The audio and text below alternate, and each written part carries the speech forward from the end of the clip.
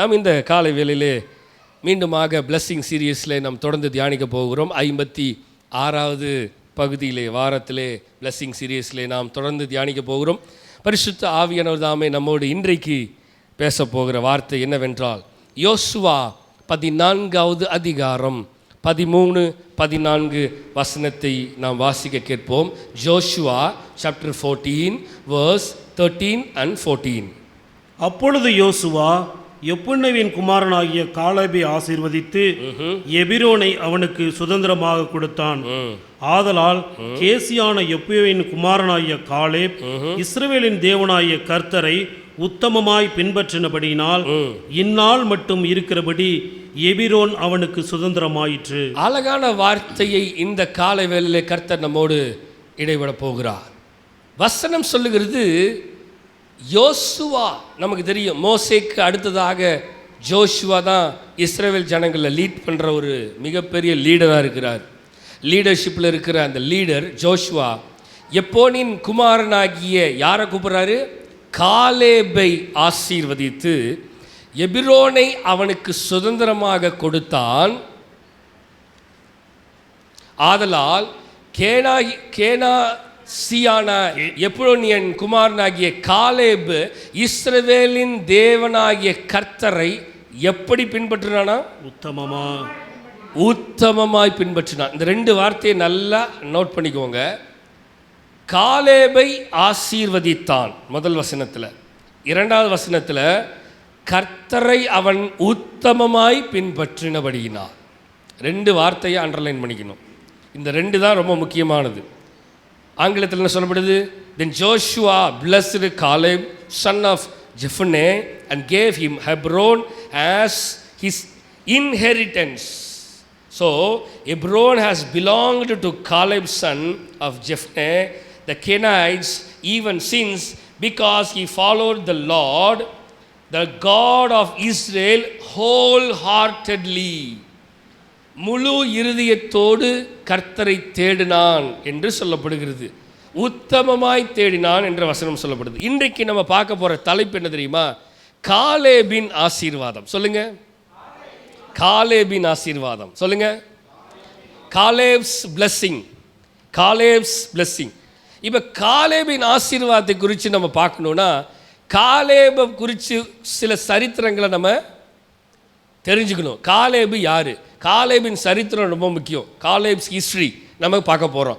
காலேபோட சரித்திரத்தை பார்த்தோம்னா, காலேபு எப்படிப்பட்ட மனிதனாக இருந்தா, தேவன் காலேபை எப்படியாக பயன்படுத்தினார், அந்த காலேபின் மூலமாய் கர்த்தர் செய்த வேலைகள் என்ன, காலேப் எப்படி தேவனுக்கு முன்பதாக உத்தமமாய் நடந்தான் என்பதை குறித்து தியானிக்க போகிறோம். ஆமென். இருக்கீங்களா? அல்லேலூயா. ஸோ இன்றைக்கு பார்க்க போகிற தலைப்பு காலேபின் ஆசீர்வாதம். இப்போ நம்ம பார்க்க போகிறது காலேபினுடைய சரித்திரத்தை பார்க்க போகிறோம். ஹிஸ்ட்ரியை வாசிக்கலாம். யாத்ராமம் 3ஆம் அதிகாரம் 7ஆம் வசனத்திலேருந்து 17வது வசனம் வரைக்கும் நம்ம வாசிக்க கேட்போம். யாத்ராமம் 3ஆம் அதிகாரம் 7லிருந்து 17 வசனங்கள். அப்பொழுது கர்த்தர், எகிப்தில் இருக்கிற என் ஜனத்தின் உபத்திரத்தை நான் பார்த்து ஆளோட்டிகளின் நிமித்தம் அவர்கள் இடுகிற கூக்குரலை கேட்டேன். அவர்கள் படுகிற வேதனைகளையும் அறிந்திருக்கிறேன். கர்த்தர் எகிப்தில் இருக்கிற ஜனங்களுடைய கூக்குரல் சத்தத்தை கேட்டு உபத்திரவத்தை கேட்டபடியினால், அங்கே இருக்கிற ஆளோட்டுகளின் நிமித்தம் இடுகிற கூக்குரலின் கேட்டு அவர்கள் படுகிற வேதனைகளை கர்த்தர் அறிந்திருக்கிறபடியினால், அவர்களை எகிப்தியரின் கைக்கு விடுதலையாக்கவும், அவர்களை ஆண்டவர் என்ன நினைச்சாருன்னா, ஜனங்கள் இப்படிப்பட்ட சூழ்நிலையில் இருக்கிறாங்க, இவங்களை விடுதலையாக்கணும் அப்படின்னு சொல்லி கர்த்தர் எகிப்தியரின் கைக்கு விடுதலையாக்கவும், அவர்களை அந்த தேசத்திலிருந்து நீக்கி கானானியரும் ஏத்தியரும் எமோரியரும் பெரிசியரும் ஏவியரும் எபீசியரும் இருக்கிற இடமாகிய பாலும் தேனும் ஓடுகிற நலமும் விசாலமுமான தேசத்தில் கொண்டு போய் சேர்க்கவும் இறங்கினேன். நல்ல கவனிங்க. கர்த்தர் விரும்பின காரியம், என் ஜனம் இடுக்கணிலேயும், என் ஜனம் உபத்திரவத்திலேயும், என் ஜனம் ஒரு ஒரு ஒரு இக்கட்டான சூழ்நிலையில் இருக்கிறது என்று கர்த்தர் அறிந்து, மக்கள் நல்லா கவனிங்க, நம்ம நிறைய நேரம் நினச்சிட்டு இருக்கோம் கர்த்தர் நம்முடைய உபத்திரவத்தை பார்க்கலையோ, கர்த்தர் நம்முடைய பிரச்சனையை பார்க்காம இருக்கிறாரோ அப்படின்னு நம்ம நினச்சிட்டு இருக்கலாம். அப்படி இல்லை. கர்த்தருக்கு தெரியும் நம்ம என்ன நிலையில் இருக்கிறோன்னு தெரியும். உண்மையாலுமே நம்ம உபத்திரவத்தில் இருக்கிறோம் அப்படின்னா கர்த்தர் கண்டிப்பாக அங்கே ஒரு சொல்யூஷனான ஒரு ஆளை அனுப்புவார். கண்டிப்பாக அனுப்புவார். கண்டிப்பாக அங்கே ஒரு சொல்யூஷன் கண்டிப்பாக கர்த்தர் சொல்லுவார். வசனத்தை கவனிங்க. அவர்கள் எகிப்தியரின் கைக்கு விடுதலை ஆக்குவோம் அப்படின்னா என்ன அர்த்தம்? எகிப்தின் கையில் இஸ்ரவேல் ஜனங்கள் இருக்கிறது தேவனுக்கே விருப்பம் இல்லை. எப்படியாவது என் ஜனங்களை வெளியில் கொண்டு வரணும். இந்த அடிமைத்தன வீடாக எகிப்திலிருந்து என் ஜனங்களை கொண்டு வர விடுதலையாக்கணும். அவங்களுக்கு டெலிவரன்ஸ் பண்ணணும். மக்கள் நல்லா கவனிங்க. உங்களுக்கு விடுதலை தேவை என்று கர்த்தருக்கு தெரியும். நமக்கு விடுதலை வேணும்னு கர்த்தருக்கு. நாம் கட்டுக்களில் இருக்கிறோம், நாம் கட்டப்பட்டு இருக்கிறோம், நாம் வேதனையில் இருக்கிறோம், நாம் பிசாசின் பிடியில் இருக்கிறோம், நாம் மனுஷீக கட்டில் கட்டப்பட்டு இருக்கிறோம், நாம் இல்லை ஏதாவது ஒரு ஃபினான்ஷியல் பொருளாதாரத்தில் கட்டப்பட்டு இருக்கிறோம், இல்லைன்னா கடனில் கட்டப்பட்டு இருக்கிறோம். கர்த்தருக்கு சகலமும் தெரியும். வியாதியின் படுக்கையில் வியாதியின் கட்டிலே நாம் இருக்கிறோம். கர்த்தருக்கு தெரியும். கர்த்தர் விரும்புகிறது எப்படியாவது என் ஜனத்தை இந்த கட்டிலிருந்து இந்த சூழ்நிலையிலிருந்து விடுதலையாக்கணும். நல்ல கவனிங்க. விடுதலையாக்கவும் அவர்களை அந்த தேசத்திலிருந்து சொல்லுங்க நீக்கி. சொல்லுங்க இந்த வார்த்தையை சொல்லுங்க, நீக்கி. மக்களே இந்த வார்த்தையில ரொம்ப அழகா இருக்குது. அந்த ஒவ்வொரு வார்த்தைக்கும் அவ்வளவு பின்னாடி பேக்ரவுண்ட் இருக்குது. கர்த்தர் அடிமைத்தனத்திலிருந்து விடுதலையாக்கி அவங்களை அங்கிருந்து நகர்த்திடணும், நீக்கிடணும், எடுத்தரணும். அதுதான் அவருடைய வேலை.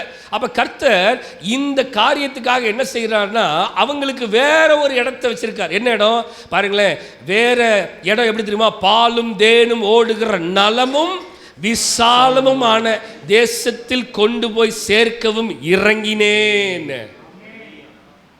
வாசிங்க 9ஆம் வசனத்தை. இப்பொழுதும் இஸ்ரவேல் புத்திரரின் கூக்குரல் என் சந்நிதியில் வந்து எட்டினது. எகிப்தியர் அவர்களை ஒடுக்குதலையும் கண்டேன். நல்லா கவனிங்க. நிறைய நேரம் ஏன் ஜெபம் கேட்கப்படதில்லை தெரியுமா? வசனத்தை நல்லா கவனிச்சிங்களா? அவனுடைய சத்தம் என்ன வந்து தட்டுச்சு அங்க. நம்ம சத்தம் நிறைய நேரம் ஏன் விடுதலையாக்கப்பட முடியாம இருக்கிறோம், ஏன் இன்னும் கட்டிலே இருக்கிறோம். அதனால சொல்லுது, தயவு செய்து உட்கார்ந்து ஜெபம் பண்ணுங்க. உன் அறை வீட்டுக்குள் பிரவேசித்து உன் கதவை பூட்டிக்கொண்டு அந்தரங்கத்தில் இருக்கிற பிதாவினிடத்தில் நீ ஜெபம் பண்ணுப்பா. கர்த்தர் வெளியரங்கமா உனக்கு பலனளிப்பார், கிரியை செய்வாரு. ஜெபம் பண்ண வேண்டியது, மன்றாட வேண்டியது ஆண்டவர்கிட்ட தவிர மனுஷங்கிட்ட இல்லை. மக்களே நல்லா கவனிங்க. வசனம் சொல்லுது, இஸ்ரவேலின் புத்திரனுடைய கூக்குரலின் சத்தம் என்னுடைய சந்நிதி வந்து தொட்டுச்சு. அப்ப எங்க போய் தட்டி இருக்குது? ஹெவனையே தட்டி இருக்குது. சிங்காசனத்தில் வீற்றிருக்கிற தேவனிடத்துல போய் இஸ்ரவேல் ஜனங்களுடைய சத்தம் தட்டுச்சான். கர்த்தர் உடனே என்ன பண்றாரு தெரியுமா? எகிப்தியர் அவர்களை ஒடுக்குதலை நான் கண்டேன். ஏன் நிறைய நேரம் என்னுடைய ஒடுக்குதலை கர்த்தர்னால பார்க்க முடியல தெரியுமா? இன்னும் என் சத்தம். அடுத்த வசனம் 10ஆம் வசனம். அப்பொழுது நீ இஸ்ரவேல் புத்திரராகிய என் ஜனத்தை எகிப்தில் இருந்து அழைத்து வரும்படி உன்னை பார்வோனிடத்திற்கு அனுப்புவேன் வா என்றார். அப்பொழுது மோசே தேவனை நோக்கி பார்வோனிடத்துக்கு போகவும் இஸ்ரவேல் புத்திரரை எகிப்திலிருந்து அழைத்து வரவும் நான் எம்மாத்திரம் என்றான். ஆண்டவர் சொல்றாரு, எப்பா இப்படி ஜனங்களுடைய சத்தம் என்ன வந்து தட்டிச்சு, தயவு செய்து என் ஜனங்களை போய் விடுதலையாக்கணும், எப்பா போய் கூட்டிட்டு வாப்பானா. அவன் சொல்றான், பார்வோனிட்ட முன்னாடி போய் நிக்கிறதுக்கு நான் எல்லாம் ஐயா சாமி தெய்வமே என் மாத்திரம் அப்படின்னு சொல்றான். வசனத்தை கவனிங்க. அதற்கு அவர் நான் உன்னுடனே இருப்பேன், நீ ஜனத்தை எகிப்திலிருந்து அழைத்து வந்த பின்பு நீங்கள் இந்த மலையில் தேவனுக்கு ஆராதனை செய்வீர்கள், நான் உன்னை அனுப்பினேன் என்பதற்கு இதுவே அடையாளம் என்றார். ஓகே 13. அப்பொழுது மோசே தேவனை நோக்கி, நான் இஸ்ரவேல் புத்திரரிடத்தில் போய் உங்கள் பிதாக்களுடைய தேவன் உங்களிடத்தில் என்னை அனுப்பினார் என்று அவர்களுக்கு சொல்லும்போது அவருடைய நாமம் என்ன என்று என்னிடத்தில் கேட்டால் நான் அவர்களுக்கு என்ன சொல்லுவேன் என்றான்.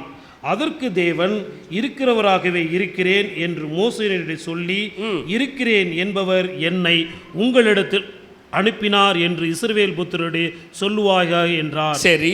மேலும் தேவன் மோசேயை நோக்கி ஆபிரகாமின் தேவனும் ஈசாக்கின் தேவனும் யாக்கோபின் தேவனுமாயிருக்கிற உங்கள் பிதாக்களுடைய தேவனாகிய கர்த்தர் என்னை உங்களிடத்தில் அனுப்பினார் என்று நீ இஸ்ரவேல் புத்திரருக்கு சொல்லுவாயாக. என்றென்றைக்கும் இதுவே என் நாமம். என்றென்றைக்கும் இதுவே என் நாமம். தலைமுறை தோறும். நல்லா கவனிங்க அந்த வார்த்தையை. தலைமுறை தோறும் இதுவே என் பேர் பிரஸ்தாபம். மக்களை நல்லா கவனிங்க. அங்கேயே ரெஜிஸ்டர் பண்றார் கர்த்தர். Generation and generation. சொல்லுங்க. ஜெனரேஷன். இப்ப நான் உட்கார்ந்துட்டு இருக்கிறேன், எனக்கு பின்னாடி என் பிள்ளைங்க உட்கார்ந்துருக்கிறாங்க, நமக்கு பின்னாடி நம்ம பிள்ளைங்க உட்கார்ந்துருக்கிறாங்க, அவங்களுக்கு பின்னாடி இந்த சர்ச்சு இங்கே தான் இருக்க போகுது. கர்த்தருடைய வருகை மட்டும், ஒருவேளை கர்த்தருடைய வருகை தாமதித்தால் நம்ம போய் சேர்ந்துருவோம். ஆனால் அடுத்த தலைமுறை, விசுவாசிக்கிறீங்களா இல்லையா, உட்கார்ந்துருக்கோம். அடுத்த தலைமுறை இதை அனுபவிப்பாங்க, இருப்பாங்க. நல்ல கவனிங்க. ஜெனரேஷன் கர்த்தர் ஏற்கனவே எழுதி கொடுத்துட்டாரு. யார்கிட்ட சொல்றாரு?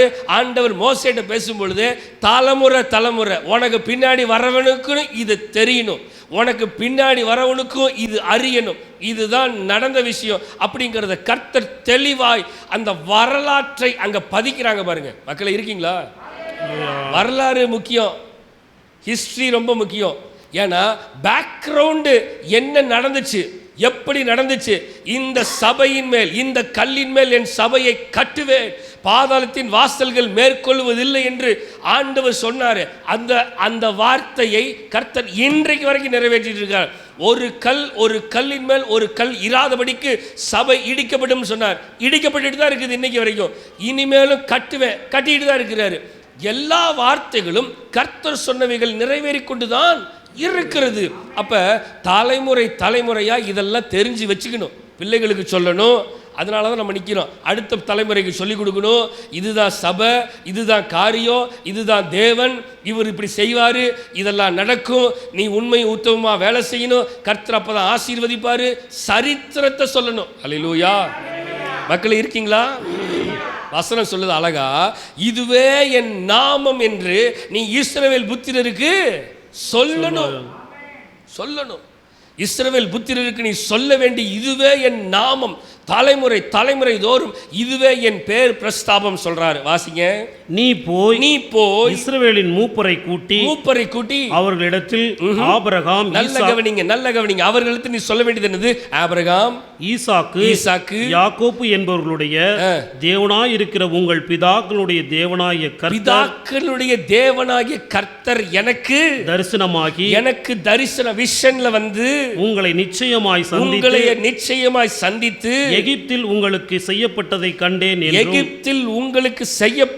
கண்டேன் என்றும் நான் உங்களை எகிப்தின் சிறுமையிலிருந்து நல்ல கவனிங்க, நான் உங்களை எகிப்தின் சிறுமையில் இருந்து நீக்கி பாலும் தேனும் ஓடுகிற தேசமாகிய கானானியர், ஏத்தியர், எமோரியர், பெரிசியர், ஏவியர், எபீசருடைய தேசத்திற்கு கொண்டு போவேன் என்று சொன்னேன் என்றார் என்று சொல்லு. இன்னும் கார்லை போட வரலாறு இப்போ தான் வரப்போகுது, இப்போ தான் ஸ்டார்ட் ஆகிட்டு இருக்குது. ஏன் தெரியுமா? இப்போ தான் சரித்திரம் ஸ்டார்ட் ஆகுது. இன்னும் காலைவு பேர் இன்னும் வரும். இப்போ தான் மோசேகிட்ட இருந்து ஆண்டவர் வராரு, சரித்திரத்தை வந்துட்டு இருக்குது, சரித்திரம் வருது. சரித்திரம் மிக முக்கியம். நான் தேவனிடத்தில் எப்படிப்பட்ட சரித்திரத்தை பதித்து வைத்துட்டு போகிறேன். நல்லா கவனிங்க மக்களே. ஆண்டவர் 2000 ஆண்டுகள் முன்பதாக வந்து அவர் மிகப்பெரிய ஹிஸ்டோரி, அவருடைய சரித்திரம், மிகப்பெரிய சரித்திரத்தை இன்றைக்கு வரைக்கும் பதிச்சு வச்சுட்டு போயிருக்குது. நீங்களும் நானும் உங்களுடைய வாழ்க்கை என்ன சரித்திரத்தை தேவனுக்கு என்று நம்ம வச்சிட்டு இருக்கிறோம். மக்களே, மோசேக்கிட்ட ஆண்டவர் சொல்றார், உன் தலைமுறைக்கு போய் சொல்லு, இதுவே என்னுடைய நாமம், இது விளங்கும், இதை செய்ய போறேன், இதுதான் கொண்டு போவேன் என்று சொன்னேன் என்றார் என்று சொல்லு. போய் சொல்லு, அவ்வளோதான். வாசிக்கலாமா? வாசிக்கப்பா, நவுத்துங்க, வசனத்தை நவுத்துங்க. என்ன ஆகும்? 13ஆம் அதிகாரம் 23 33, 10 வசனத்தை வாசித்தரலாம். Numbers chapter 13 verse 23 to 33. பின்பு அவர்கள் எஸ்கோஸ் பள்ளத்தாக்கு மட்டும் போய் அங்கே ஒரு குலையுள்ள ஒரு திராட்சை கொடி அறுத்தார்கள். இப்ப என்ன விஷயம் தெரியுமா? ஒரு விஷயத்தை சொல்லிடுறேன் அதுக்கு முன்னாடி. இப்ப கர்த்தர் சொல்லிட்டாரு, அந்த தேசத்தை உங்களுக்கு தருவேன்னு சொல்லிட்டாரு. பாலும் தேனும் ஓடுகிற தேசத்தை தருவேன்னு சொல்லிட்டாரு. இப்ப பாலும் தேனும் ஓடுகிற தேசம் எப்படிப்பட்டதா இருக்குதுன்னு போய் வேவு பார்த்துட்டு வர்றதுக்கு கர்த்தர் அங்கே சில ஜனங்களை அனுப்புகிறார். அங்கே நடக்கிற சம்பவத்தை தான் ஆக்சுவலி படித்தா நிறைய படிக்கணும், நமக்கு நேரம் பத்தாது. அதனால இந்த முக்கியமான காரியத்தை மட்டும் உங்களுக்கு சொல்கிறேன். நீங்கள் பைபிள் வாசிக்கிறீங்களா? நீங்கள் பைபிள் வாசிக்கிறீர்கள் என்றால் நிச்சயமாக உங்களுக்கு இந்த சம்பவம், நடுவில் சம்பவம் நடந்ததெல்லாம் உங்களுக்கு புரியும். இப்போ திராட்சை குளத்தை அந்த தேசத்தில் வேவு பார்க்க போகிற கர்த்தர் கொண்டு போகிற தேசத்துக்கு சில ஆட்களை, எத்தனை பேர்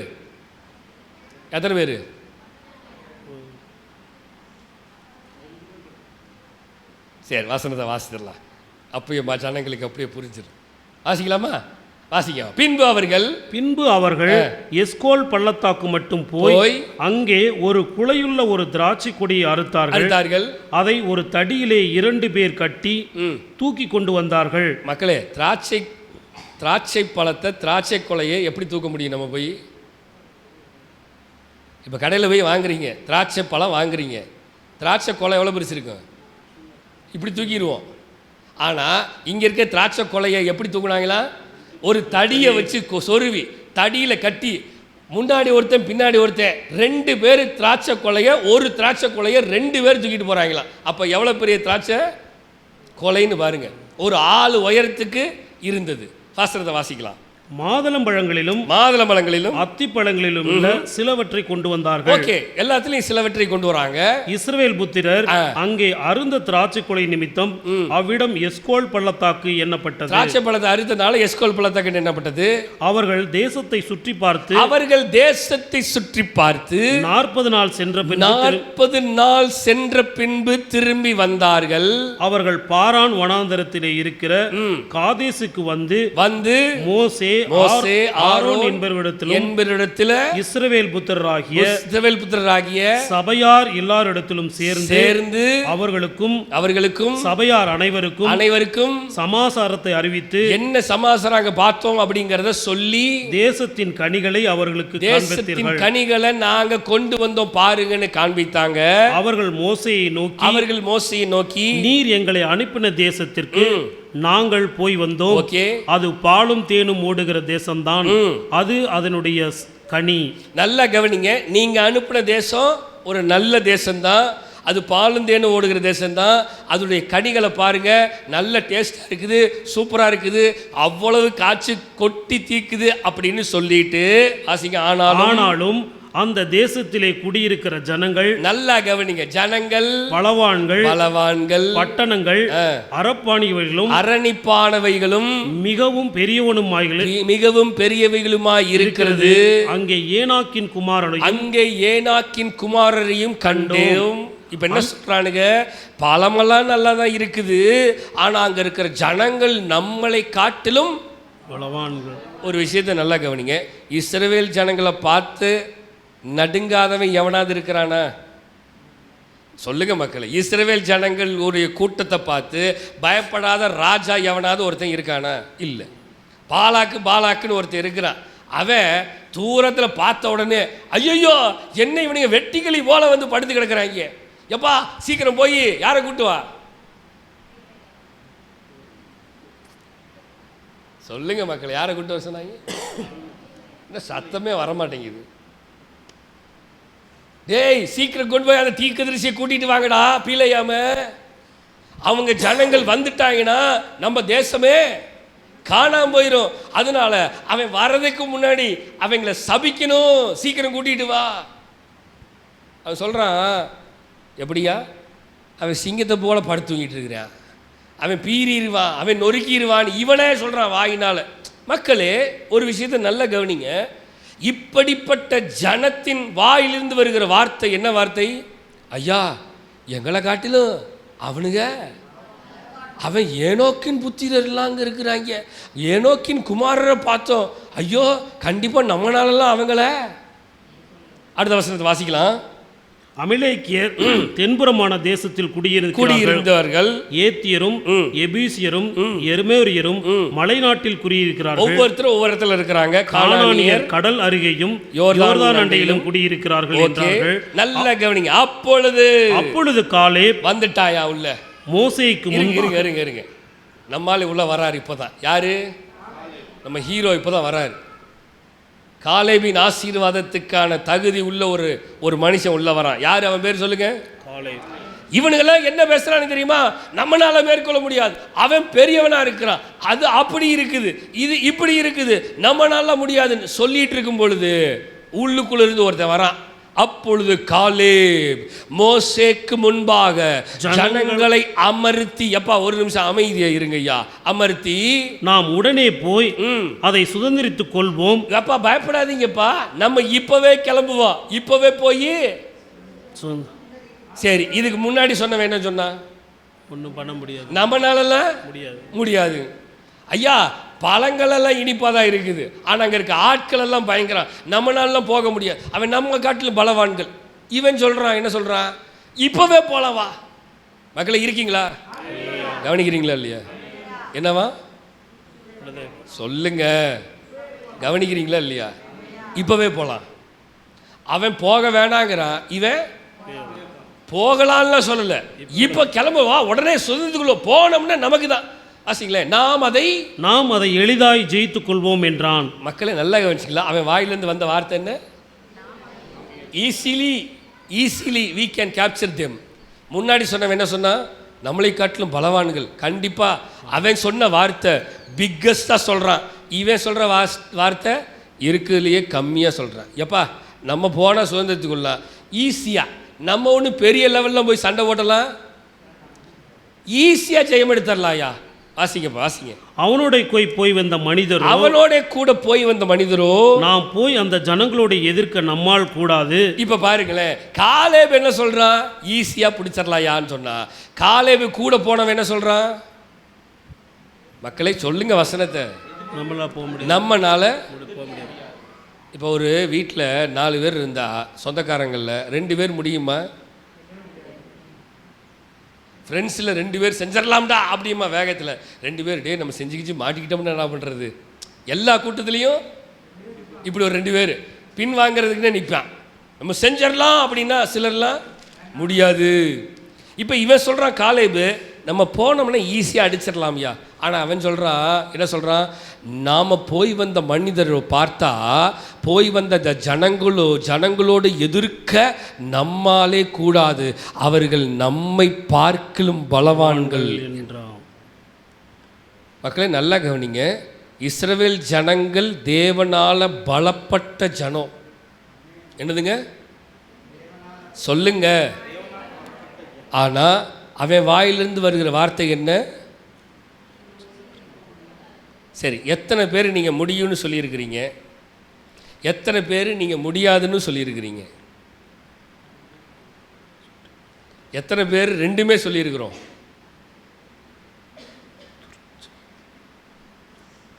நம்மளும் இஸ்ரவேல் கூட்டம் தானே, நம்மளும் தேவனால் தெரிந்து கொள்ளப்பட்ட ஜனத்தினுடைய சந்ததி தானே.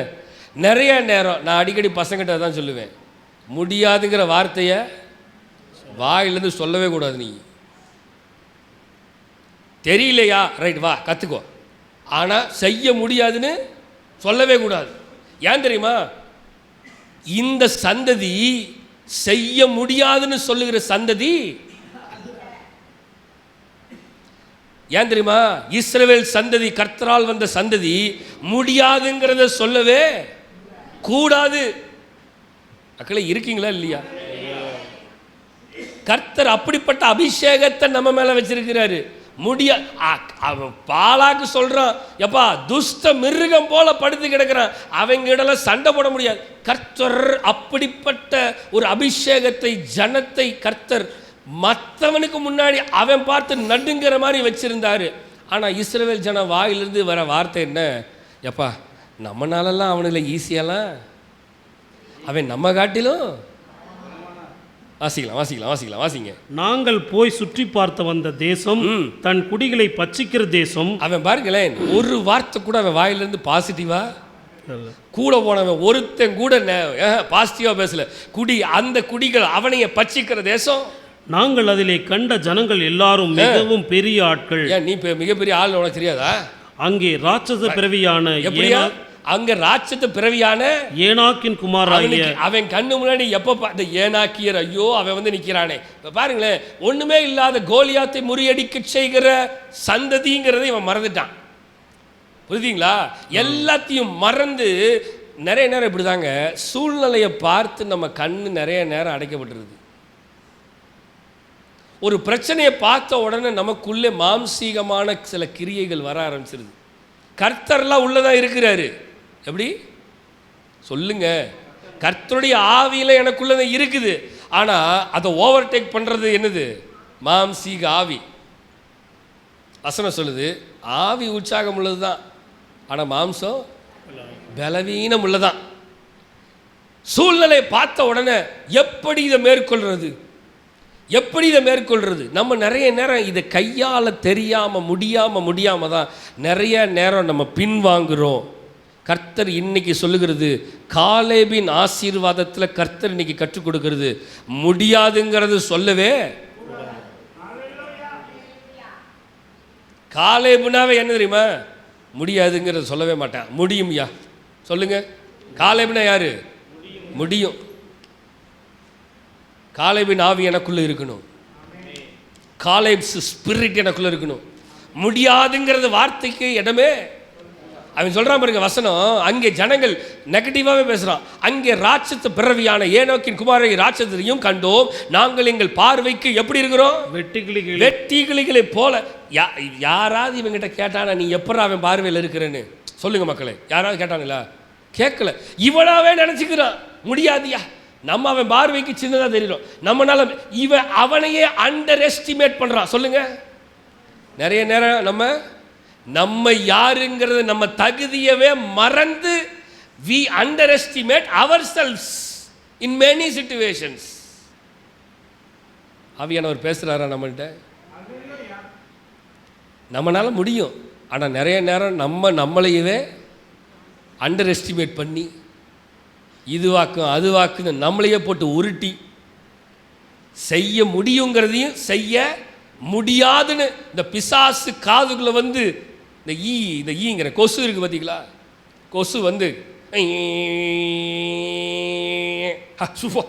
அப்படின்னு எத்தனை தடவை அடித்தாலும் அது வந்து அது வேற எங்கேயும் போகாது. கண்ணுக்குள்ளே வந்து ஈன்னு கண்ணில் சுற்ற வேண்டியதானே, அது காதுக்குள்ளே தான் எப்பயும் போகும். அதுக்கு என்னமோ தெரில, காது ரொம்ப பிடிக்கும் போல். பிசாசு வந்து அப்படி தான் வந்து காதலியே தான் ஓதுவான், அடித்து துரத்துவான். 2 நிமிஷத்தில் சுற்றிட்டு திருப்பி வருவான், லெஃப்ட் காதுக்கு வருவான். அடித்து துரத்துறோன்னே திருப்பி ரைட்டு காதுக்கு போவான். நீங்கள் கொஞ்சம் இமேஜின் பண்ணி பாருங்கள், நீங்கள் அந்த கொசுவை அப்படி அடித்து நசுக்கி தூக்கி போடுற வரைக்கும் அது உங்களை விட்டு பார்த்துருக்கீங்க, அனுபவிச்சிருக்கீங்களா? உய்ய காதுக்குள்ளே நீங்கள் எத்தனை துரத்துனாலும் அது கத்திக்கிட்டே தான் இருக்கும். கொசு பேட்டை எடுத்து டப்புன்னு ஒரு ஓட போடுங்க.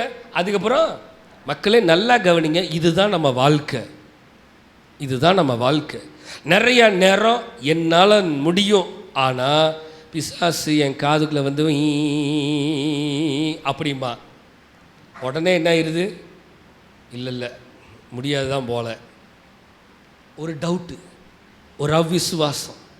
இஸ்ரவேல் ஜனங்களை கர்த்தர் எகிப்தின் அடிமைத்தனத்திலிருந்து வெளியில் கொண்டு வந்த ஆண்டவர் வாக்கு தத்தங்களை சொல்லுகிறார்.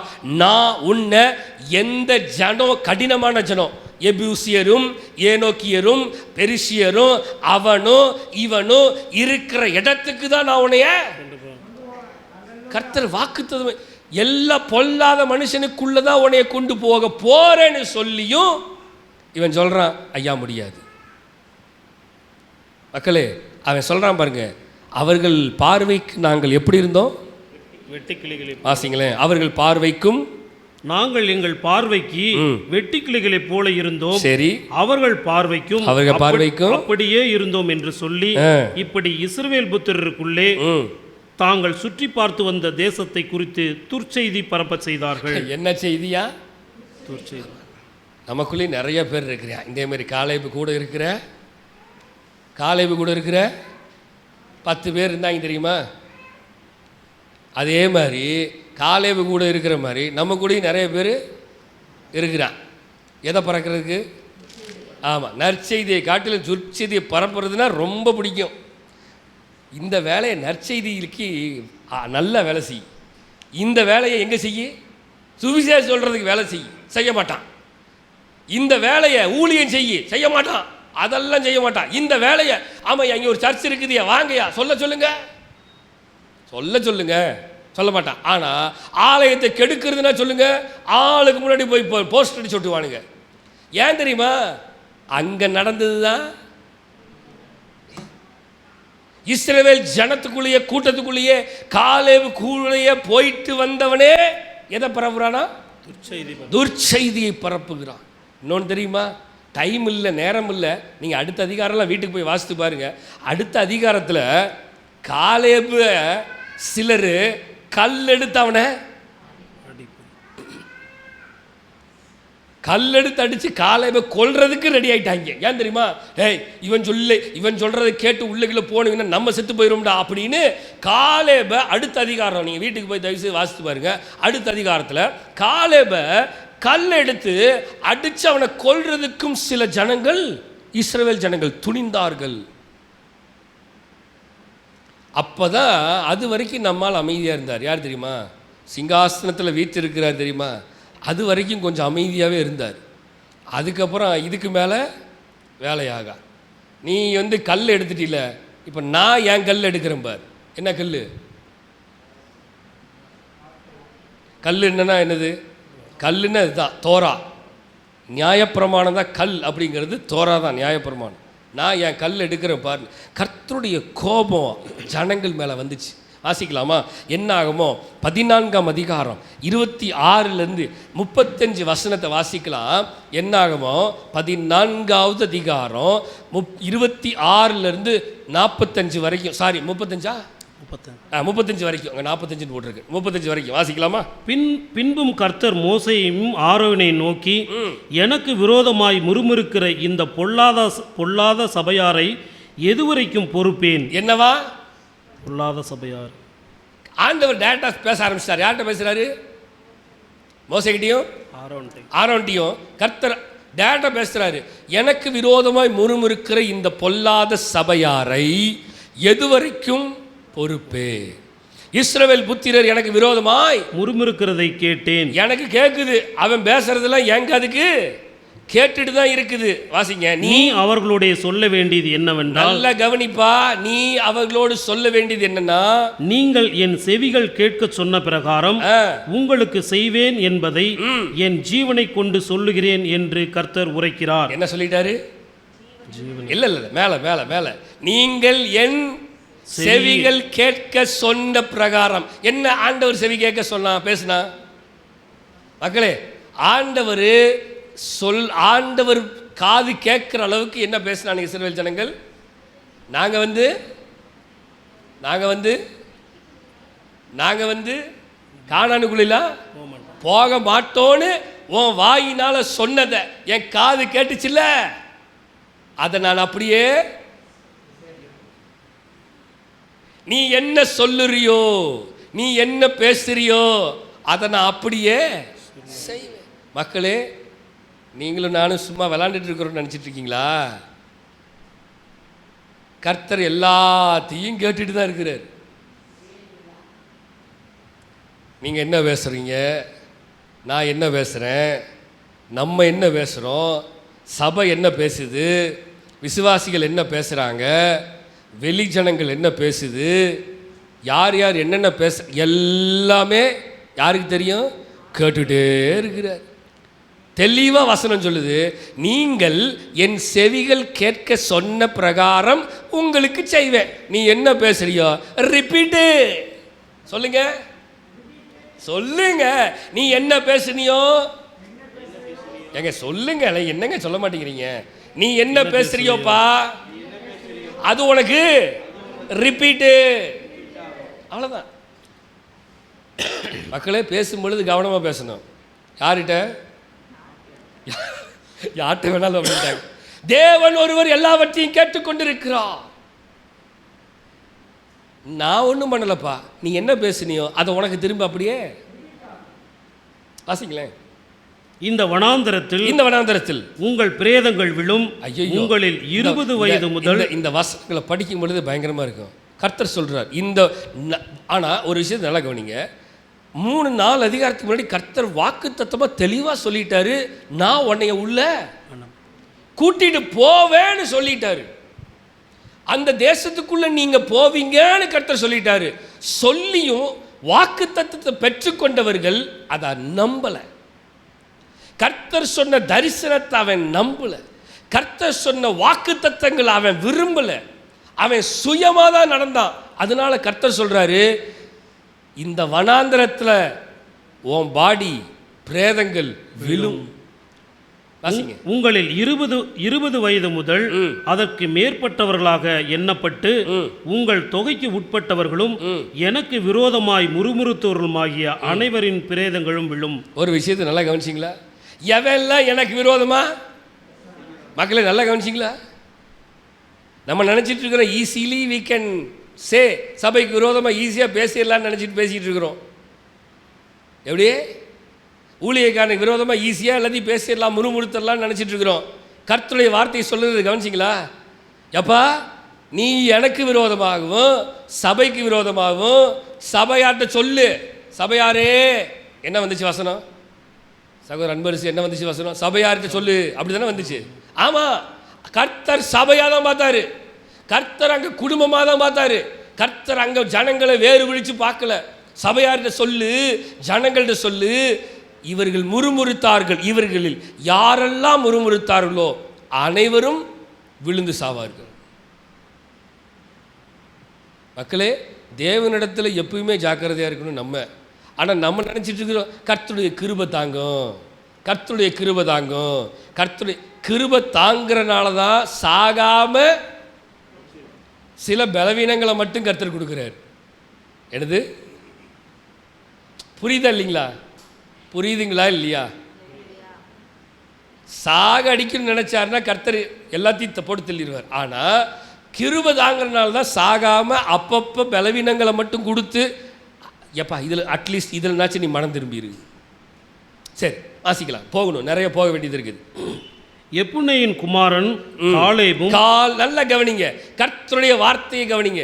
எப்புன்னேயின் குமாரனாகிய, எப்பா ஸ்லைடை மாத்துங்க, எப்புன்னேயின் குமாரனாகிய காலேபும் நூனின் குமாரன் யோசுவா தவிர மற்றவர்களாகிய நீங்கள் நான் உங்களை குடியேற்றுவேன் என்று ஆணையிட்டு கொடுத்த தேசத்தில் பிரவேசிப்பதில்லை. நீங்க எல்லாரும் இந்த தேசத்துக்குள்ள போவீங்கன்னு சொன்ன தேசத்துக்குள்ள யாருமே போக மாட்டீங்க. யார் போக போறா? காலேபும் யோசுவா. இப்ப யாரு ஃபர்ஸ்டா வந்து நிக்கிறா சொல்லுங்க? பின்னாடி எங்கேயோ இருந்த சரித்திரத்துல பின்தங்கிய நிலையில் பின்வரிசையில் இருந்த காலேபு இப்ப எங்க வந்துட்டான்? கர்த்தருடைய பார்வையில் முன்னிலையில் வந்துட்டான். கடைசி நாட்களில் வசனம் சொல்லுகிறது, பிந்தினோர் முந்தினோராயும் முந்தினோர் பிந்தினோராயும் போவார்கள். தலைமுறை தலைமுறை, மோசேக்கு பின்னாடி தலைமுறை தலைமுறை, யோசுவா ஆரோனு காலேபுன்னு தலைமுறை தலைமுறையை தாண்டி இருக்கிற இப்ப காலேபு எங்க வந்துட்டான் தெரியுமா? The first place, the first rank வந்துட்டான். எதனால வந்தான் தெரியுமா? அவன் உத்தமமும் உண்மையுமான ஊழியக்காரனாய் தேவனுக்கு இருந்தபடினால், மனுஷனுக்கு கிடையாது. மக்களே புரிஞ்சுக்கிட்டீங்களா? கர்த்தரிடத்துல உண்மையாக இருந்தா கர்த்தரே உங்களை எங்க கொண்டு வந்து நிறுத்துவாரு? ஃபர்ஸ்ட் ரேங்க்ல கொண்டு வந்து நிறுத்துவார். ஹல்லேலூயா. இப்ப மோசே பேரை காணா, ஆரோன் பேரை, யோசுவா பேரை வந்துருச்சு, பின்னாடி இருக்குது, முன்னாடி வரல. இதுக்கு முன்னாடி யார் வந்துட்டா சொல்லுங்க? இப்ப நீங்க காலேபா இருக்க விரும்புறீங்களா? என்னங்க அமைதியா ஆமேன்னு சொல்றீங்க? புரியுதுங்களா இல்லையா? சத்தியம். காலேபா இருக்க விரும்புறீங்களா? வாசிக்கலாங்க, வாசிங்களேன். கொள்ளையாவார்கள் என்று நீங்கள் சொன்ன உங்கள் குழந்தையோ நான் அதில் பிரவேசிக்கச் செய்வேன். நீங்கள் அசட்டை பண்ணின தேசத்தை அவர்கள் கண்டறிவார்கள். நீங்கள் அசட்டை பண்ண தேசத்துல உங்க குழந்தைங்க பார்க்கும், ஆனா நீங்க பார்க்க மாட்டீங்க. உங்கள் பிரேதங்களோ இந்த வனாந்தரத்திலே விழும். அவைகள் வனாந்தரத்திலே விழுந்து தீருமட்டும் உங்கள் பிள்ளைகள் 40 வருஷம் வனாந்தரத்திலே திரிந்து நீங்கள் சோரம் போன பாதகத்தை சுமப்பார்கள். கொடுமையே. இப்போ கொடுமை என்ன தெரியுமா? நாம் பண்ண பிரச்சனைக்கெல்லாம் யாரு பிரச்சனை, யாரு பாவம் மாட்டிட்டு முழிக்க போறா? பிள்ளைகள்.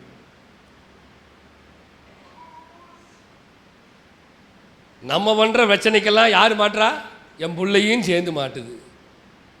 கர்த்தர் சொல்றாரு, நான் உங்களை கொண்டு போவேன்னு சொன்னேன், ஆனா நீங்க கொண்டு போறதை விரும்பல. காலேபு போயிடுவான், யோசுவா போயிடுவான், ஆனா நீங்களும் உங்க பிள்ளைகளும் இங்கேதான் இருப்பீங்க. உங்க பிள்ளைகள் போவாங்க, ஆனால் நீங்கள் செத்து உங்கள் பிரேத குழிகளில் போய் அடக்கம் பண்ணுற வரைக்கும் உங்கள் பிள்ளைங்க இங்கே தான் இருக்குது. அதுக்கப்புறம் தான் உங்கள் பிள்ளைங்க சகல துன்பத்துலேயும் எங்கள் அப்பனை தூக்கி போட்டு மிதிங்கடா அப்படின்னு உன் பிள்ளை சொல்லுவா. இவன் கம்முன்னு வாயை மூடிட்டு கம்முன்னு இருந்திருந்தானா இது நடந்திருக்குமா? கர்த்தருடைய வார்த்தையை கேட்டிருந்தானா நடந்திருக்குமா? இவன் பண்ண நாளை நான் மாட்டிக்கிட்டு முழிக்கிறேன். மக்களை, எத்தனை பிள்ளைங்க இப்போ உங்களை பார்த்து இப்படி கேட்குறாங்க, எங்கள் அம்மாவும் எங்கள் அப்பாவும் பண்ணுற சேட்டை இருக்குது பாருங்க, தாங்க முடியல பாஸ்டர். எத்தனை பிள்ளைங்க சொல்கிறாங்க, எங்கள் அம்மாவை கம்முன்னு இருக்க மாட்டேங்குது, எங்கள் அப்பாவை கம்முனே இருக்க மாட்டேங்கிற, எப்போ பார்த்தாலும் வம்புழுத்திட்டே இருக்கிற. மக்கள் நல்லா கவனிங்க, பாதிப்பு நமக்கு மட்டும் இல்லை. நான் விளையாட்டுக்கு சிரிச்சுட்டு பேசுகிற மாதிரி இருக்கலாம், ஆனால் பாதிப்பு நமக்கு மட்டும் இல்லை, நமக்கு பின் வருகிற சந்ததியும் சேர்த்து நாம் பாதித்து கொண்டு இருக்கிறோம். ஸோ நம்முடைய வாழ்க்கையை எப்படி வாழ்கிறோம் அப்படிங்கிறது ரொம்ப முக்கியம். அதில் தான் பிள்ளைகளுடைய வாழ்க்கையும் இருக்குது. நாம் நடந்து போகிற வழியை பார்த்து வருகிற பிள்ளைகளுக்கு நாம் சரியான வழிகாட்டியாக இருக்கணுமே தவிர தவறான வழிகாட்டியாகிய பெற்றோர்களாக இருக்கவே. தவறுனா தவறுன்னு சொல்லணும், பிள்ளைகளை கண்டிக்கணும். தவறு செஞ்சாலும் அந்த தவறுக்கு துணை போக நீங்கள் அப்படி இருந்தீங்கன்னா நீங்கள் காலேபு மாதிரி எங்கே போக முடியாது? பாலும் தேன்னு ஓடுகிற தேசத்துக்கு போக முடியாது. இங்கேயே விழுந்து செத்து மடிஞ்சு இங்கேயே புதைச்சிருவோம், அடக்கம் பண்ணிடுவோம், கல்லறையை நாங்கள் கட்டிடுவோம் அப்படிங்கிற மாதிரி ஆயிரும். நல்லா கவனிங்க மக்களே, வசனத்தை வாசிக்கலாம். போகலாம் வாசிங்களேன். நீங்கள் தேசத்தை சுற்றி பார்த்த 40 நாள் இலக்கத்தின்படியே ஒவ்வொரு நாள் ஒவ்வொரு வருஷமாக நீங்கள் 40 வருஷம் உங்கள் அக்கிரமங்களை சுமந்து என் உடன்படிக்கைக்கு வந்த மாறுதலை உணர்வீர்கள். அதாவது நல்லா கவனிங்க, கர்த்தர் அவங்களை கொண்டு போவேன்னு சொன்னார். சிம்பிளாக அவன் போவேன் ஆண்டவரேன்னு சொல்லியிருந்தானா சகலமும் முடிஞ்சிருக்கும். முடியாதுன்னு சொன்னனால இப்போ வெறும் என்ன வருது தெரியுமா? சாபம் மட்டும்தான் வருது, ஆசீர்வாதத்தையே காண. நீ இங்கே இப்படி ஆயிடுவ, நீ அப்படி ஆயிடுவ, இப்படி ஆயிடுவ. ஒரு நாள் உனக்கு எத்தனை வருஷமாக தெரியும்? 1 வருஷம் தெரியும். ஒரு நாள் 1 வருஷம் மாதிரி. அப்போ 40 நாள் 40 வருஷம் மாதிரி உனக்கு தெரியும் அப்படின்னு சொல்றார் ஆண்டவர். வாசிங்களேன். கர்த்தராகிய நான் இதை சொன்னேன், எனக்கு விரோதமாய் கூட்டம் கூடின இந்த பொல்லாத சபையார் யாவருக்கும் இப்படியே செய்வேன். இந்த வனாந்தரத்திலே அழிவார்கள், இங்கே சாவார்கள் என்று சொல் என்றார். வாசிங்க. அந்த தேசத்தை சோதித்து பார்க்கும்படி மோசேயால் அனுப்பப்பட்டு திரும்பி அந்த தேசத்தை குறித்து துர்ச்செய்தி கொண்டு வந்து சபையார் எல்லோரும் அவனுக்கு விரோதமாய் முறுமுறுக்கும்படி அந்த துர்ச்செய்தியை சொன்னவர்களாகிய அந்த மனிதருடைய சன்னதியில், கர்த்தருடைய சந்நிதியில் வாதையினால் செத்தார்கள். என்ன நடந்தது தெரியுமா? கண்ணு முன்னாடியே துர்ச்செய்தியை சொன்ன மனிதர்கள் கர்த்தருடைய சமூகத்திலே வாதையினால் கர்த்தருடைய கண்களுக்கு முன்பதாக, சபையார் கண்களுக்கு முன்பதாக செத்து விழுகிறார். தேசத்தை சுற்றி பார்க்க போன மாத்துங்க ஸ்லைடை மாத்துங்க. தேசத்தை சுற்றி பார்க்க போன அந்த மனிதரில் நூனின் குமாரனாகிய யோசுவாவும் எப்புன்னேயின் குமாரனாகிய காலேபு மாத்திரம் உயிரோடு இருந்தார்கள். யார் உயிரோடு இருந்தா? காலேபும் மீதி அத்தனை பேரும் அவுட். என்ன செஞ்சாங்க? கர்த்தருடைய வார்த்தையை நான் முதல்லயே சொன்னேன். என்ன சொன்னேன்? 2 வார்த்தையை அண்டர்லைன் பண்ண சொன்னேன். ஞாபகம் இருக்கா? முதல் வார்த்தை என்ன? கர்த்தர் காலேபை ஆசீர்வதித்து, யோசுவா ஆசீர்வதித்தார். ரெண்டாவது என்னது? காலேபு கர்த்தருக்கு முன்பதாக உத்தமமாயிருந்தான். அந்த உத்தமம் தான் இவ்வளவு பெரிய சாட்சி. அந்த உத்தமம் தான் அவன் வாழ்க்கைக்கு முன்னேற்றம். உத்தமம் தான் அவனுக்கு அடுத்த லெவல். உத்தமம் தான் அவனை லீடர்ஷிப்புக்கு கொண்டு வந்துச்சு. உத்தமம் தான் பாலும் தேனும் ஓடுகிற தேசத்துக்கு கர்த்தர் அவனை கொண்டு போக வச்சது. அந்த தேவனுடைய பார்வையில் உத்தமமாக இருந்தபடினால இவன் இங்கே போனா கர்த்தருடைய பார்வையில் உத்தமமாக இருங்க, கர்த்தர் பரலோகத்தை உங்களை கூட்டிகிட்டு போவார். இங்கே இருந்து செத்து போயிடாதீங்க. என் சோல், என் ஆவி, என் ஆத்மா, என் சரீரம் மண்ணுக்கு போயிடும். ஆனால் என் ஜீவன் பிரிஞ்ச உடனே என் ஆவி எங்கே போகணும் தெரியுமா? என் சோல் எங்கே போகணும் தெரியுமா? காலேபை போல பாலும் தேனும் ஓடுகிற தேசமாகிய உன்னதமான தேசத்துக்கு போகணும். பரலோகம் தாய் வீடு, அதை தேடி நீ ஓடு. என் ஆத்துமாவெல்லாம் எங்கே போகணும் தெரியுமா? வாசிங்க வாசிங்க. எப்படி? காலேபும் யோசுவாவின் தவிர ஒருவரும் உயிரோடு இருந்ததில்லை. அடுத்த வசனம் 39. மோசே இந்த வார்த்தைகளை இஸ்ரவேல் புத்திரர் அனைவரோடும் சொன்னபோது ஜனங்கள் மிகவும் துக்கித்தார்கள். ஆமா, இப்ப துக்கப்பட்டு என்ன பண்றது? வாசிங்க. அதிகாலமே அவர்கள் எழுந்திருந்து நாங்கள் பாவம் செய்தோம், கர்த்தர் வாக்குத்தத்தம் பண்ணின இடத்திற்கு நாங்கள் போவோம் என்று சொல்லி மலையின் உச்சியில் ஏற துணிந்தார்கள். அதெல்லாம் நாங்க போயிருவோம்ல, அதெல்லாம் கர்த்தர் என்ன பெரிய இவரா, அவர் என்ன எங்களை மன்னிக்க மாட்டாரா? அதெல்லாம் போயிடுவோம், அதெல்லாம் பின்னி எடுத்துருவோம். மோசே இருறா பார்த்துருவோம், கர்த்தர் மேலே இருக்காருல்ல, நாங்கள் மலையில் போய் கர்த்தர்கிட்டயே நேராக போய் பேசிக்கிட்டு அவர்கிட்டயே கேட்டு வந்துடுறோம் பாரு. எப்படி? நீ யார சொல்றதுக்கு? நாங்கள் கர்த்தர்கிட்டே கேள்வி கேட்டுறோம். பாஸ்டர் நீ வாய முடியா, எங்களுக்கு தெரியும், நான் ஆண்டவர்கிட்டே பேசிக்கிறேன் அப்படின்னு சொல்கிறான். அப்படிதான் நிறைய பேர் சொல்கிறாங்க. பாஸ்டர் உங்களுக்கெல்லாம் ஒன்றும் தெரியாது, போ கர்த்தருக்கு தான் தெரியும் எல்லாம் அப்படின்னு சொல்கிறாங்க. இப்போ ஜனங்கள் ஏற துணிந்தார்களா? என்ன நடந்துச்சுன்னு வாசிங்களேன். மோசே அவர்களை நோக்கி நீங்கள் இப்படி கர்த்தரின் கட்டளையை மீறுகிறது என்ன? அது உங்களுக்கு வாய்க்காது. அப்பா நீ போராடினாலும் அது கிடைக்காதியா. நீங்கள் உங்கள் சத்துருவுக்கு முன்பாக முறியடிக்கப்படாதபடிக்கு ஏறி போகாதிருங்கள். நீ ஏறி போகாதரா. ஏறி போனீன்னா சத்துருவே உன்னை முறியடிச்சிருவான்டா. கர்த்தர் உங்கள் நடுவில் இருக்க மாட்டாரா. வாசிங்க. அமலேக்கியரும் கானானியரும் அங்கே உங்களுக்கு முன்னே இருக்கிறார்கள். ரெடியா உட்கார்ந்து இருக்கிறான், உன்னைய விழுங்க பார்க்கிறவன் ரெடியா உட்கார்ந்து இருக்கிறான். தயவு செய்து கர்த்தருடைய பார்வதிக்கு செவி கொடுத்து நட. பட்டயத்தினால் விழுவீர்கள், பட்டயத்தினால செத்து போயிருவீங்க. நீங்கள் கர்த்தரை விட்டு பின்வாங்கினபடியினால் கர்த்தர் உங்களுடைய இருக்க மாட்டார் என்றான். மக்களே நம்ம நினைச்சிட்டு இருக்கிறோம், ஐயா பரவாயில்ல, கர்த்தரை விட்டு வெளியில போயிட்டோம், இனி திருப்பி வந்துடலாம், போயிட்டு திருப்பி வந்துடலாம், போயிட்டு திரும்பி வந்துடலாம். இது செஸ் போர்டா? இது செஸ் போர்டா? நினச்ச நேரம் வெளியில் போகிறதுக்கு உள்ளே வர்றதுக்கு, நினச்ச நேரம் வெளியில் போகிறதுக்கு உள்ளே வர்றதுக்கு. எனக்கு இந்த சபை வேணாம் போ அப்படின்னு வெளியில் போயிட்டு திருப்பி இந்த சபை எனக்கு வேணும், பாஸ்டர் எனக்கு வேணாம் அப்படின்னு வெளியில் போயிட்டு உள்ள. மக்களே நல்லா கவனிங்க. கர்த்தரை விட்டு ஒவ்வொரு தடவையும் வெளியில் போகும்போதெல்லாம் நீ பின்வாங்கினபடினால் நம்ம வேணா நினச்சிக்கலாம் கர்த்தர் என்னோட கூட இருக்கிறாரு போல. பீப்புள் ஆஃப் காட், பி அவர், ஜாக்கிரதையா இருக்கணும். ஒன்ஸ் காட் சூஸ்டு யூ, கர்த்தர் ஒரு விசை உங்களை தெரிந்தெடுத்து விட்டால், நீங்கள் தேவ பிள்ளைகளாய் மாறிவிட்டால் நீங்கள் தேவனோட தான் நிற்கணுமே தவிர, என்ன வந்தாலும் சரி, என்ன போராட்டம் வந்தாலும் சரி, என்ன அவமானம் வந்தாலும் சரி, என்ன நிந்தனைகள் வந்தாலும் சரி, கர்த்தர் எனக்கு, அதுதான் பவுல் சொல்கிறாரு, மரணமே ஆனாலும் சரி, எப்படி சாவே வந்தாலும் சரி, நிர்வாணமோ பசியோ பட்டினியோ நாச மோசமோ பட்டயமோ கிறிஸ்துவின் அன்பை விட்டு பிரிப்பவன். ஒரே வார்த்தை முடிச்சிட்டான் அந்த ஆளு. என்ன நடந்தாலும் சரியா, நான் ஆண்டவர்களை வந்துட்டேன், இனி நான் நகரவே இந்த போகிறது வர்றது, வெளியில் போகிறது, உள்ளே வர்றது, நினச்சா வேணும், நினச்சா வேண்டாம்.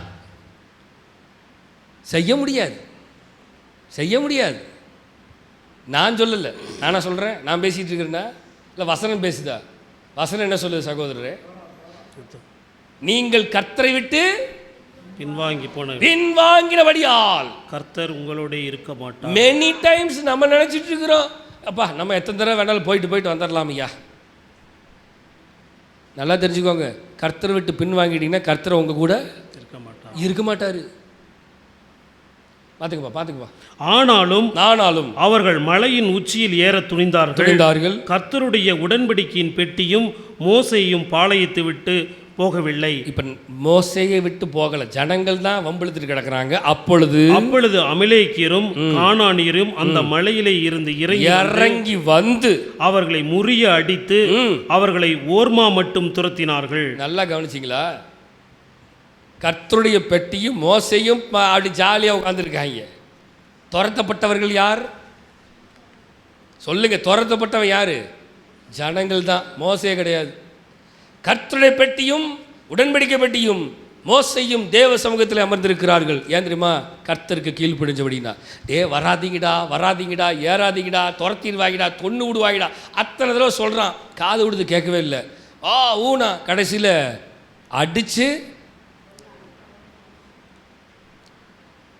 சரி. இப்போ தான் பேக்ரவுண்டு முடிஞ்சிருக்குது. எது? பயப்படாதீங்க, முடிச்சிடுறேன். ஏன் கர்த்தர் ஏன் காலேபை ஆசீர்வதித்தார்? யோசுவா ஏன் காலேபை ஆசீர்வதிச்சார்? நம்ம இவ்வளோ நேரம் காலேபுடைய சரித்திரத்தை பார்த்தோம். கொஞ்சம் தான் பேசினேன். நான் பேசினா ரொம்ப நேரம் பேசுவேன், ஆனால் நமக்கு நேரம் இல்லை. அடுத்தடுத்த பகுதிக்குள்ளே போகணும். என்னை பேச விட்டால் நான் எவ்வளோ நேரம் பேசுவேன்?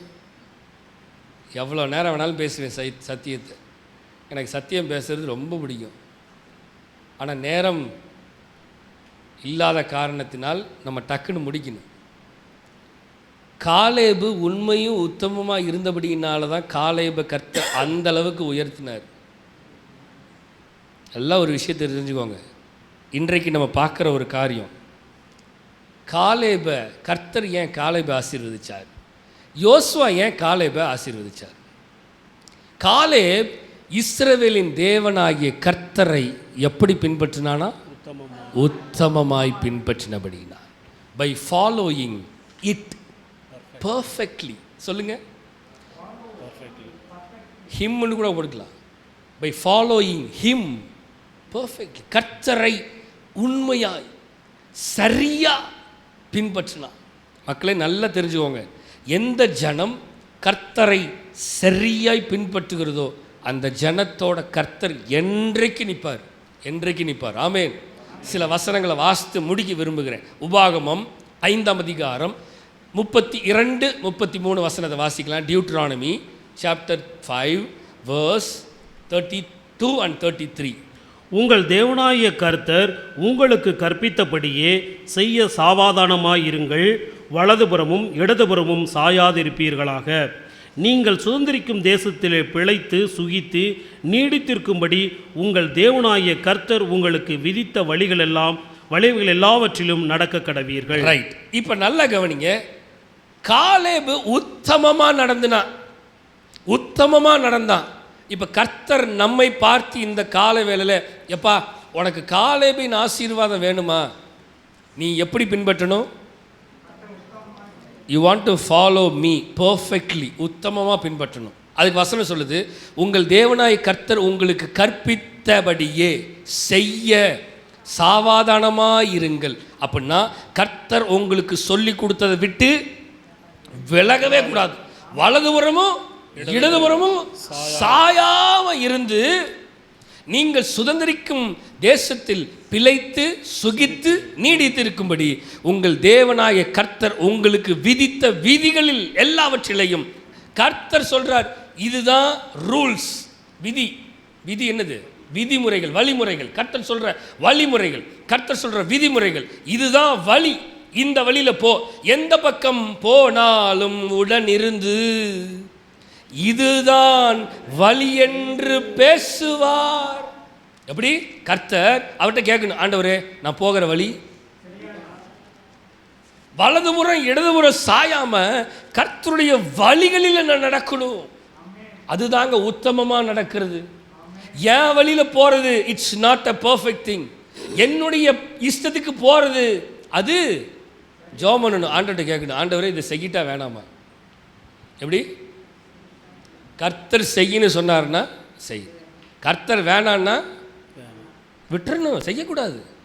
ஒருவேளை மாம்சீகத்தில் செய்யணும்னு தோணலாம், மாம்சீகத்தில் செய்யணும்னு ஆசை வரலாம். நமக்கு ஒரு ஆசை இருக்கும், எப்படியாவது ஒரு ஃப்ரிட்ஜு வாங்கிடணும் வீட்டுக்கு ஆசை இருக்கும். ஆனால் அதற்கான சோர்ஸ் ஆஃப் இன்கம் கர்த்தர் கொடுத்திருந்தால் தாராளமாக வாங்கலாம். இப்போ சோர்ஸ் ஆஃப் இன்கம் இல்லாமல் ஒரு கடனை போய் வாங்கி அந்த கடனில் ஒரு ஃப்ரிட்ஜை வாங்கி வச்சு, ஃப்ரிட்ஜு வாங்கி வச்சப்பட திறந்து பார்க்கும் போது சில்லுன்னு இருக்கு, ஆஹா நல்லா காற்று வருது, நல்லா காற்று வருது. கடனை கட்டும்போது காற்று வராது, சில்லுன்னு வயிற்றெரிச்சல் தான் வரும், அங்கே எரியும். மக்களை நல்லா கவனிங்க, அவருடைய வழிகளில் என்ன நடந்தாலும் சரி, இருக்குதா இல்லையோ, கஷ்டமோ பசியோ பட்டினியோ எதுவாங்க சரி, என்ன பண்ணும் சொல்லுங்க, அவர் வழியில், அவர் விதித்த வழியில் நடக்கணும்.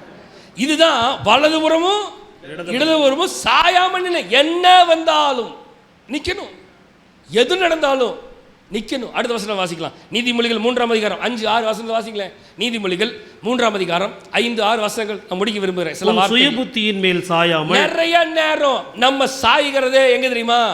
சுய புத்தியின் மேல் சாஞ்சிடறோம். ஆனா வசனம் சொல்லுது, உன் சுய புத்தியின் மேல் சாயாமல் உன் முழு இருதயத்தோடு கர்த்தரில் நம்பிக்கையா இருந்து உன் வழிகள் எல்லாம் அவரை நினைத்துக்கொள். உன் வழிகள் எல்லாவற்றிலேயும் அவரை நினைத்துக்கொள். அப்பொழுது அவர் உன் பாதைகளை செவ்வாய்ப்படுத்துவார், சரியா நடத்துவார். காலேபு கூட இருந்த எல்லாரும் என்ன சொன்னானுங்க? நெகட்டிவா தான் பேசினான். காலேபு கூட இருந்த அத்தனை பேர் என்ன சொன்னானுங்க? நெகட்டிவ் தான் பேசினான். காலேபு கூட இருந்த அத்தனை பேருடைய வாயிலிருந்து வந்த வார்த்தை சுதந்திரிக்கொள்ளும் சொன்னானுங்களா? இல்லவே இல்லை. ஜெயம் எடுப்போன்னு சொன்னானுங்களா? இல்லை. போவோன்னு சொன்னானுங்களா? இல்லை. முடியாது முடியாது முடியாது. காலேபு மாத்திரம்தான் முடியும்டா, போலாண்டா, செய்யலாண்டா, கர்த்தர் நம்மோடு இருக்கிறார், முடியும், செய்ய முடியும், கர்த்தர் நம்மோடு இருக்கிறார், இப்போவே போகலாம், கர்த்தர் நமக்கு கொடுப்பாரு, எளிதாக கைப்பற்றிடலாம். ஏன் தெரியுமா? அவன் தன் சுய புத்தியின் மேல் சாயவில்லை. காலேபு சுய புத்தியில் சாயலை, கர்த்தருடைய வழியில் நடந்தான். ஆமென். யாக்கோபு 1ஆம் அதிகாரம் 22, 23, 24 வசனங்கள். யாக்கோபு ஜேம்ஸ் சாப்டர் 1 verse 22, 23, 24. யாக்கோபு 1ஆம் அதிகாரம் 22, 23, 24 வசனங்களை வாசிக்கலாம். அல்லாமலும் நீங்கள் உங்களை வஞ்சியாதபடிக்கு, நல்லா கவனிங்க வசனத்தை, நீங்கள் உங்களை வஞ்சியாதபடிக்கு திருவசனத்தை கேட்கிறவர்களாய் மாத்திரமல்ல, திருவசனத்தை கேட்கிறவர்களாக மாத்திரம் அல்ல, அதன்படி செய்கிறவர்களாய் இருங்கள். நல்ல கவனிங்க, நீ ஒன்ன நீயே வஞ்சிச்சுக்குதாத, ஒன்ன நீயே ஏமாத்திட்டுக்காத. ஏன் தெரியுமா? திருவசனத்தை கேட்கிறது மாத்திரமல்ல, அதன்படி செய்யணும், நடக்கணும். வாசிங்க அடுத்த வசனம். எண்ணத்தினாலெனில் ஒருவன் திருவசனத்தை கேட்டு அதன்படி செய்யாதவனானால், நல்ல கவனிங்க, கேட்கிறது மாத்திரமல்ல, கேட்டு செய்யணும், செய்யாதவனானால் கண்ணாடியிலே தன் சுவாப முகத்தை பார்க்கிற மனுஷனுக்கு ஒப்பாவான், அவன் தன்னைத்தானே பார்த்து அவ்விடம் விட்டு போன உடனே, கண்ணாடியை விட்டு அந்த பக்கம் நகர்ந்த உடனே தன் சாயல் இன்னது என்பதை மறந்து விடுவான். ஆனால் நீயோ மறந்து விடாதே என்று கர்த்தர் நமக்கு நினைப்பூட்டுகிறார். எப்பவுமே உன் கூட இருக்கிறேன்ப்பா. நீ கண்ணாடியில் பார்க்கும்போது உன் கூட இருக்கிறேன், நீ கண்ணாடி விட்டு விலகினாலும் உன் கூட தான் இருக்கேன், நீ இங்கே இருந்தாலும் உன் கூட தான் இருக்கேன். நீ வீட்டுக்கு போனாலும் வெளியிலும் ஆசீர்வதிக்கப்பட்டிருப்பாய், வீட்டிலும் ஆசீர்வதிக்கப்பட்டிருப்பாய், நீ போகையிலும் ஆசீர்வதிக்கப்பட்டிருப்பாய், நீ வருகையிலும் ஆசீர்வதிக்கப்பட்டிருப்பாய். எல்லா இடத்துலையும் கர்த்தர் இருக்கிறாரு, தவிர எங்கேயோ ஒரு இடத்துல மட்டும் கர்த்தர் இல்லை. ஒரு விஷயத்தை நல்லா கவனிச்சுக்கோங்க, கர்த்தர் நம்மோடு கூட இருக்கிறார். அவர் சொல்கிறார், நீ உத்தமமாக நட, எல்லாத்தையும் உனக்கு செய்கிறேன். காலேபின் ஆசீர்வாதம் உனக்கு வேணுமா? நீ உத்தமமாக அவர் வழியில் நட. காலேப் கர்த்தருடைய சமூகத்தில் உத்தமமாக, he followed him perfectly ஒரு குறை கூட அவன் வைக்கவே இல்லை. வாசிக்க 1 யோவான் 2ஆம் அதிகாரம் 5-6 வசனங்கள். 1 யோவான் 2ஆம் அதிகாரம் 5-6 வசனங்கள். அவருடைய வசனத்தை கை கொள்ளுகிறவரிடத்தில் தேவ அன்பு மெய்யாய் பூரணப்பட்டிருக்கும். நாம் அவருக்குள் இருக்கிறோம் என்பதை அதனாலே அறிந்திருக்கிறோம். நல்லா கவனிங்களேன். இந்த வசனத்தை சொல்லி நான் முடிக்க விரும்புகிறேன். இதுதான் லாஸ்ட் வசனம், நான் முடிக்க விரும்புகிறேன். அவருடைய வசனத்தை கை கொள்ளுகிறவன் இடத்துல என்ன இருக்குமா? தேவ அன்பு. தேவனுடைய அன்பு மெய்யாகவே பூரணப்பட்டிருக்கும். அதனால தான் அவருக்குள் இருக்கிறார் என்பதை அதனாலே தெரிந்து கொள்ள முடியும். இப்போ ஆண்டவர் ஒருத்தர் உங்களை நமக்குள்ள இருக்கிறாருங்கிறது எதனால் அறிய முடியும் தெரியுமா? அன்பினாலே, தேவ அன்பினாலே. மன்னிக்கிற அன்பு, மறக்கிற இருதயம், அக்செப்டபிள், ஏற்றுக்கொள்ளுங்க. சரி செஞ்சுட்ட போ, கர்த்தர் உன்னை மன்னிக்கிறார், அவ்வளோதான். இதனாலே தேவனுடைய அந்த உத்தமமாய் நடக்கிற வழி, தேவனுடைய இருதயம் எனக்குள்ளே இருக்கிறது என்பதற்கான அடையாளமே இதுதான். அடுத்த வசனம் வாசிங்களேன். அவருக்குள் நிலைத்திருக்கிறேன் என்று சொல்லுகிறவன் அவர் நடந்தபடியே தானும் நடக்க வேண்டும். அழகுங்க. 6 வசனத்தை முடிக்க விரும்புகிறேன். அவருக்குள் நிலைத்திருக்கிறேன் என்று சொல்லுகிறவன். நான் ஆண்டவருக்குள்ள தாங்க இருக்கேன். அவர் என்னை ரட்சிச்சு மீட்டெடுத்துட்டாரு, நான் தேவ பிள்ளை தான், நான் சபையில் தான் இருக்கிறேன் அப்படின்னு சொல்லுகிற ஒவ்வொரு ஜனங்களும் என்ன சொல்லணுமா? அவர் நடந்தபடி தானும் நடக்க வேண்டும். இப்போ நான் வேற மாதிரி நடந்தேன்னு வைங்க, எனக்குள்ளே அவர் இல்லை. காலேபு கர்த்தருடைய பார்வையில் எப்படி நடந்தான்? உத்தமமாக நடந்தான். இப்போ காலேபை பார்த்து தெரிஞ்சுக்கலாம். என்ன தெரியுமா? காலேபுக்குள்ள கர்த்தரு. சரி, இப்போ ஒரு விஷயத்தை நல்லா கவனிங்க, முடிச்சிட்டேன். யாரை கர்த்தர் அக்செப்ட் பண்ணார் அந்த இடத்துல, இந்த சூழ்நிலையில்? எது?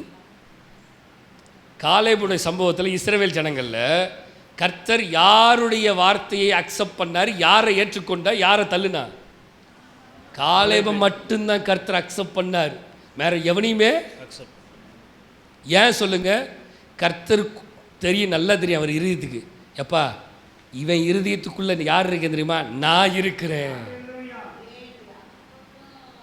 போன வாரமே சொன்னேன், கர்த்தர் யாரிடத்துல பேசணுமோ, புரியுதுங்களா? எத்தனை பேர் இருந்தான்? 6 லட்சம் புருஷர்கள், 25 லட்சம் ஜனங்கள். ஆனால் கர்த்தர் தேர்ந்தெடுத்த ஜனம் யார் தெரியுமா? காலேபு, யோசுவா மட்டும்தான். 25 லட்சம் பேர்த்தில் உள்ள நுழைஞ்சவன் யாரு?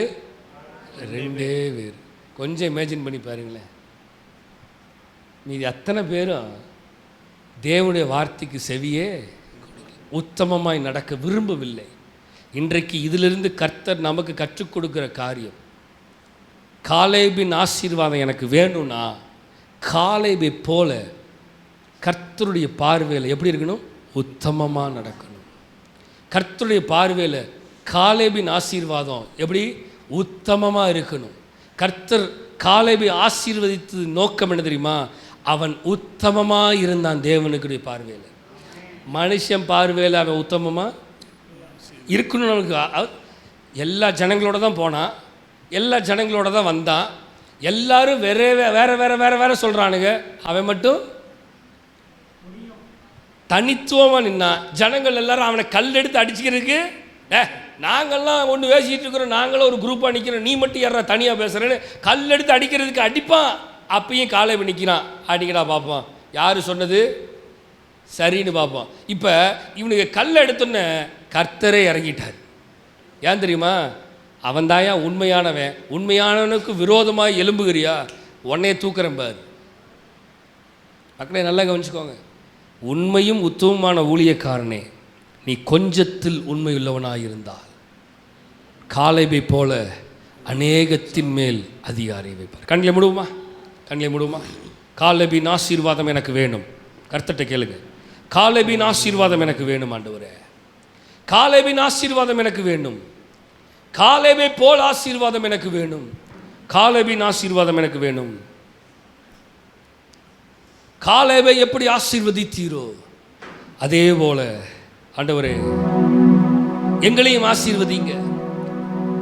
இஸ்ரவேல் ஜனங்களைப் போல எங்களை தெரிந்தெடுத்தவரே, இஸ்ரவேல் ஜனங்களைப் போல எங்களை தெரிந்தெடுத்தவரே, இஸ்ரவேல் ஜனங்களைப் போல எங்களை தெரிந்தெடுத்து வைத்தவரே. நாங்கள் நிறைய நேரம் உம்முடைய வார்த்தையை மீறி நடக்கிறோம். நாங்கள் நிறைய நேரம் உம்மை விட்டு விலகுறோம். நாங்கள் நிறைய நேரம் உம்முடைய பார்வைக்கு சரியானதை செய்கிறது இல்லை. ஆனாலும் ஆண்டவரே இந்த கால வேளையில் எங்களை மன்னித்து மறந்து ஆண்டவரே எங்களை ஏற்றுக்கொள்ளுங்க. காலேபினுடைய ஸ்பிரிட் எங்களுக்கு வேணும். காலேபினுடைய ஆவி எங்களுக்கு வேணும். காலேபினுடைய ஆவி எங்களுக்கு வேணும். காலேபினுடைய ஆவி எங்களுக்கு வேணும். காலேபினுடைய ஆவி எனக்கு வேணும். காலேபினுடைய ஆவி எங்களுக்கு வேணும். காலேபினுடைய ஸ்பிரிட் எங்களுக்கு வேணும். காலேபினுடைய இறுதி எங்களுக்கு வேணும். காலேபினுடைய இறுதி எங்களுக்கு வேணும். காலேபை போல உத்தமமாய் நடக்கிற இறுதி எங்களுக்கு வேணும். சொல்லுங்க பார்க்கலாம், கேளுங்க பார்க்கலாம். ஆண்டவர்ட்ட காலேபை போல உத்தமமும் உண்மையுமான ஊழியக்காரனாய் நடக்க வேணும் ஆண்டவரே. காலேபை போல உத்தமமாய் நடக்க, காலேபை போல உத்தமமாய் ஆண்டவரே சரித்திரத்தில் இடம் பிடிக்க, காலேபை போல காலேபை போல ஆண்டவரே எங்களை மாற்றுவீராக. காலேபை போல எங்களை மாற்றுங்கப்பா. காலேபை போல எங்களை மாற்றுங்க ஆண்டவரே. உம்முடைய பார்வைக்கு நாங்கள் உத்தமமாய் பின்பற்றுகிறவர்களாய், உம்முடைய பார்வைக்கு மனிதர்கள் முன்பாக அல்ல. காலேபு மனுஷனை பார்க்கல, கூட இருந்த மனிதர்களுக்கு ஒத்து போகல. என்ன நிலையா இருந்தாலும் சரி, என் தேவனுக்கு நான் உண்மையும் உத்தமமா நான் நடக்கணும், அதுதான் விரும்பினா காலேபு. மோசையை பிரியப்படுத்த விரும்பல, ஆரோனை பிரியப்படுத்த விரும்பல, யோசுவாவை பிரியப்படுத்த விரும்பல, ஜனங்களை பிரியப்படுத்த விரும்பல, ஜனங்களுக்கு சப்போர்ட்டா பேசல. என் தேவன் என்ன பேசுறார், என் தேவன் என்ன சொல்லுகிறாரு? I want to follow him, I want to follow his word, I want to obey his word. நான் அவருக்கு உத்தமமாய் இருக்கணுமே தவிர வேற யாருக்கும் நான் உத்தமமா இருக்கணும்னு அவசியம் இல்லை. என் தேவனால் கூடாதது கூடாதது ஒன்றுமில்லையே. சொல்லுங்க, என் தேவனால் கூடாதது கூடாதது ஒன்றுமில்லையே. மனுஷரால் கூடாதது தேவனால் கூடுமே. மனுஷரால் கூடாதது என் தேவனால் கூடுமே. மனுஷரால் கூடாதது மனுஷரால் கூடாதது தேவனால் கூடுமே.